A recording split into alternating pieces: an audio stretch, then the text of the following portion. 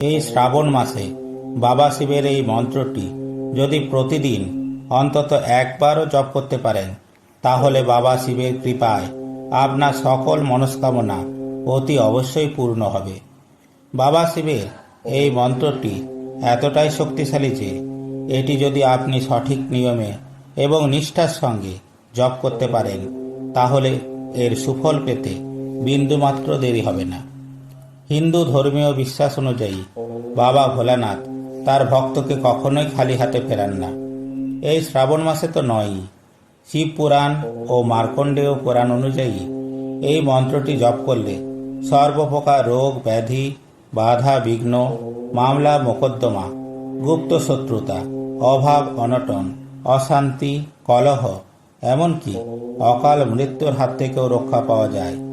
আসুন এখন জেনে নিই এই মহা শক্তিশালী মন্ত্রটি কি এবং কিভাবে সেটি জপ করলে আপনি আশানুরূপ ফল লাভ করতে পারবেন। পুরাণ অনুযায়ী এই মহামন্ত্রটি জপ করেই ঋষি মার্কণ্ডেয় অকাল মৃত্যুর হাত থেকে রক্ষা পেয়েছিলেন এবং পরবর্তীকালে তিনি মার্কণ্ডেয় পুরাণ রচনা করেছিলেন। আর এই বিশেষ মন্ত্রটি হল মহামৃত্যুঞ্জয় মন্ত্র। ওম ত্র্যম্বকং যজামহে সুগন্ধিম পুষ্টিবর্ধনম উর্বারুকমিব বন্ধনান মৃত্যুর্মুক্ষীয়মামৃতাৎ। এই মন্ত্রটি প্রতিদিন 108 বার জপ করাই উত্তম। তবে প্রথম 108 বার সম্ভব না হলেও আপনি 3 বার অথবা একবারও জপ করতে পারেন। তবে স্নান করে শুদ্ধ বস্ত্রে এই মন্ত্র জপ করা উচিত।